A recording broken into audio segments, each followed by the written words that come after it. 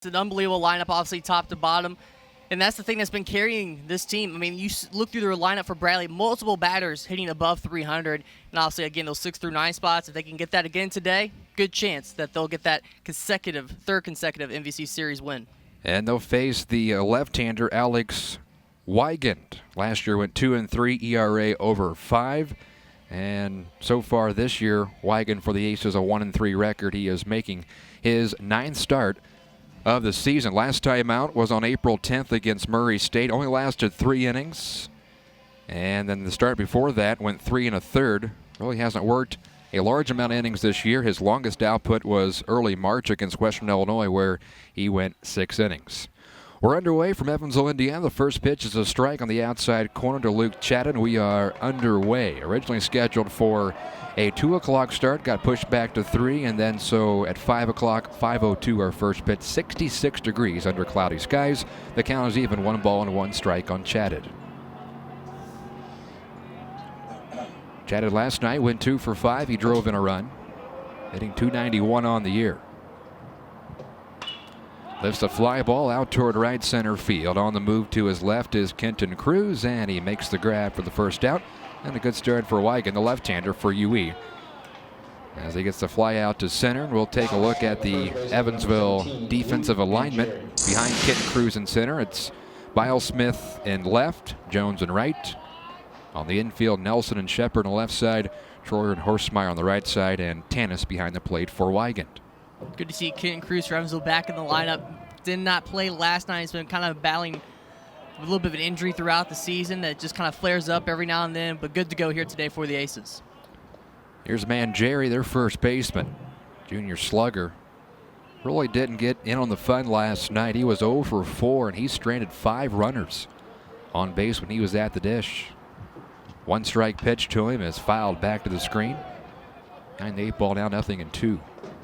Now, like you said, Mangieri, tough night. Like you said, 0 for 4 for a guy who's hitting .339 this year. It would be hard to believe that he would duplicate that performance with another 0 for today, but lefty-lefty matchup here. It might be a tough day for him with Weigand on the mound. One of 4 lefties in the lineup for Bradley, who comes in with an 18-9 record on this Saturday evening. The 0-2 pitch bounced in the dirt. 1 ball, 2 strikes. That last appearance for Weigand, kind of an oddity, if you will. Normally he's been one of the weekend guys, but able to get some work in during a midweek start against Murray State, against the Racers. Went 3 innings, gave up 2 hits, 1 run. He struck out 2 and walked a batter. Swing and a miss. He gets his first strikeout of the evening. And Mangieri now 0 for 5 in the series, 2 up and 2 down for the Aces left-hander. Good pitch there from Weigand. Taking a look at it. I mean, straight as a string, just blows it right by him.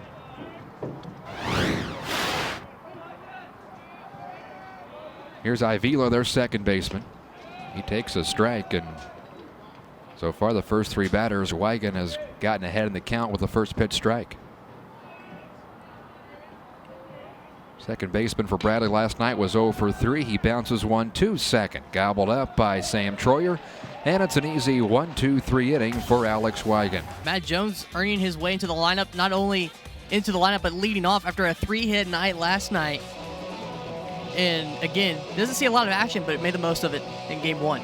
There you can look at the starter for Bradley and Ryan Hodgett, a sophomore from Chicago, Illinois. He was one of 12 newcomers for the Braves last year, appeared in 11 games during his rookie season, made just 3 as a starter, and on the year, this will be his 4th start of 2018. Still looking for that first win, 0-1, with an ERA close to 5.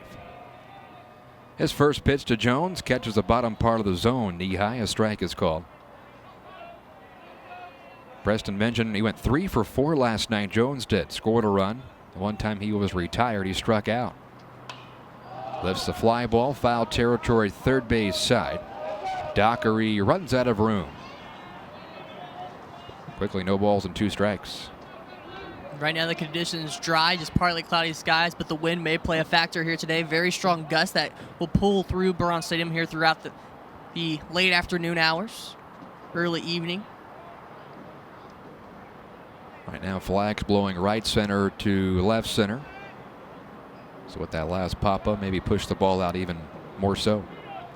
But any ball that's popped up, especially on the right side of the infield, could be a very interesting, adventurous day for the infielders. Setting up high was the catcher, and a pop-up first base side, and this time it is handled by Mangieri for Bradley, and there's one away. That's a good example right there. Jones thought that ball was going to be fouled out. Mangieri goes over, and the wind knocks it back inside the fence in order to make the play. Defensively for the Braves, Rollison in left, Chatted in center, Bolton right, Dockery at third, Chatted at short, Avila at second, and then it's Mangieri at first who just made that catch. Keaton Rice flashing the signs for Ryan Hodgett. First one to Horsemeyer is outside, ball one. Horsemeyer, a couple of hits. The Aces lost last night in game one of the series. Average hovering around that 300 mark. Also drove in 2 runs in the ball game last night. Yeah, starting to get a good feel for the batter's box. Fly ball out towards center. Andy Chatted backs up, now comes in, makes a chest high catch, 2 quick outs.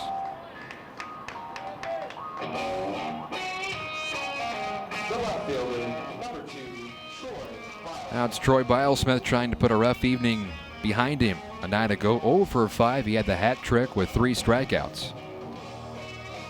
And that's a rarity for Bilesmith, going 0 for 5, and like you said, also with 3 strikeouts. Beginning of the season, started out 2018 lights out, red hot. Kind of come back down earth a little bit, but still a tough out and a good bat for Evansville. And yeah, he can hit for average, but it'd be a little surprising, but that 3 home runs, he does have quite a bit of power despite not being a really big guy for Evansville in terms of size.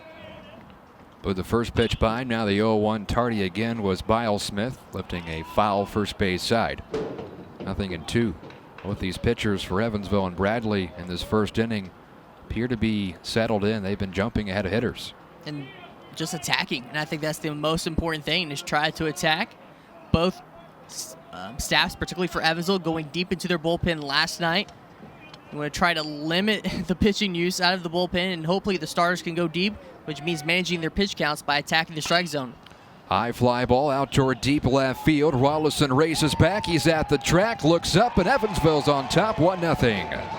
Home run for Troy Bilesmith, his 4th of the year, RBI number 19. And an 0-2 mistake from Ryan Hodgett. Bilesmith makes him pay. First hit in the series, and what a way to do it. Again, he's not a big player for Evansville in terms of size, but that's his 4th home run of the year. Has that power, has a nice smooth swing that just carries the ball out of the ballpark and going over the left field fence. Another look at there, just a good uppercut swing there. Found the pitch that he liked right in the middle toward the bottom half of the zone. The catcher Rice, he was almost standing up wanting that pitch elevated. Hodgett made his first mistake of the evening. Belt high inside corner, and it's 1-0 Evansville. Now it gives Kenton Cruz, the cleanup hitting center fielder, a chance to bat. Did not play in game 1 of the series.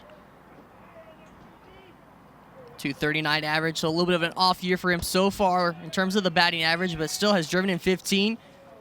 Batting cleanup for the Aces today. So again, average-wise, made a little bit of a sophomore slump, but you'll still take the 15 RBI at this point of the season. 2-0. Hit hard out towards center. Slicing away a bit from the center fielder Andy Chatted, but he's able to haul it in.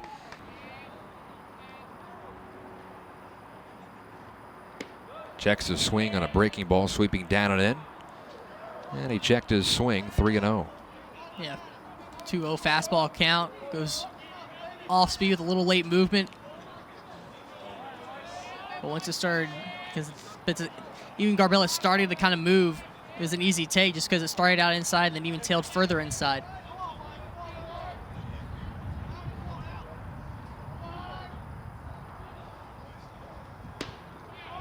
Catches the inside corner, 3-1.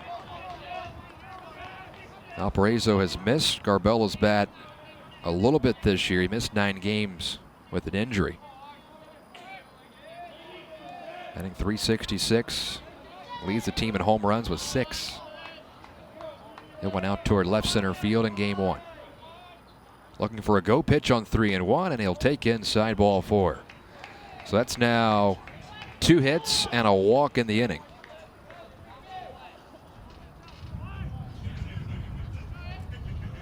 An early mound visit out to talk with Alex Weigand. As Cody Fick out to have a word with the left-hander. Like we already mentioned, it just doesn't look the same. The ball just does not seem to be coming out of the hand the same way this week for Weigand. The command and control is just a little bit off.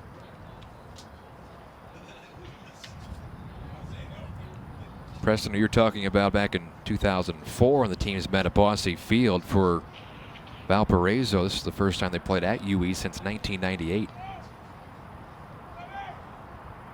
In Valparaiso, coming to the Missouri Valley Conference for the first here this year, this academic year. And again, like you mentioned, just in terms of the series history, it's kind of surprising. Again, even though this is Valpo's first year in the Valley, just the relative distance. I mean, in the a same state opponent for Evansville or vice versa for Valparaiso, you figured they might partner up a little bit more, just considering during the non-conference schedule, just in terms of travel, very short distance trip. Leone takes a strike on the outside corner, 0-1. Crusaders leading hitter average-wise, batting .413. Transfer to Valpo this season. First and second, one out here in the top of the first. Weigand's already thrown 21 pitches, now 22, and this one is inside. 1 ball and 1 strike. What's amazing is that combined Garbella and Leone, just the numbers they have put up, and they still haven't even played about 8 games total that Valparaiso has played this year. Valparaiso has played 32 up to this point. Garbella only 23 games played. Leone only 24. They've started every one that they've played, but again, just unreal pace that they're putting up numbers-wise. That one just missed upstairs. 2-1. Of Leone's 24 RBIs, 22 of them have come with 2 outs. He has been a clutch hitter this season. With runners in scoring position and 2 outs, Leone batting .557. Here, there's 2 runners on, but just 1 out. And he tags one out towards center field. Playing deep was Cruz. Drifting back, he makes the catch. And both runners will stay at first and second base as they went halfway on that fly ball. Leone retired. Now it's Chad Jacob, and if you're Weigand, you get Jacob here, you'd feel pretty good only giving up 1 run here at the top of the first. Yeah, that's something just to take with you into the dugout. Like I said, if he can get this 3rd out, then maybe just kind of hit the restart button going out for the 2nd.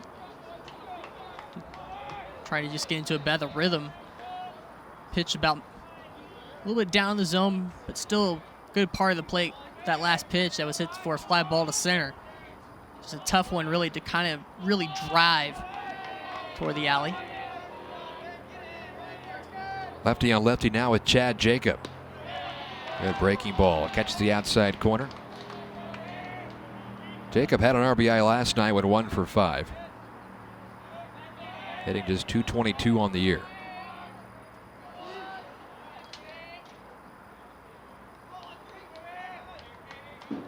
Basically a situation here where last night Valparaiso would not miss early in game 1. Runners on, especially scoring position. Those first 2 innings of game 1 just seemed like Valparaiso was just all over the bases.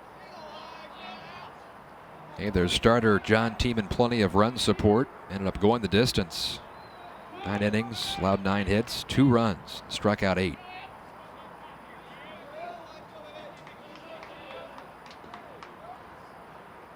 Breaking ball fouled back to the backstop once again, and Weigand 1 strike away from minimizing the damage. And the 2 strikes of this at bat have been off the breaking ball. 1 being looked at, and then that one being fouled away.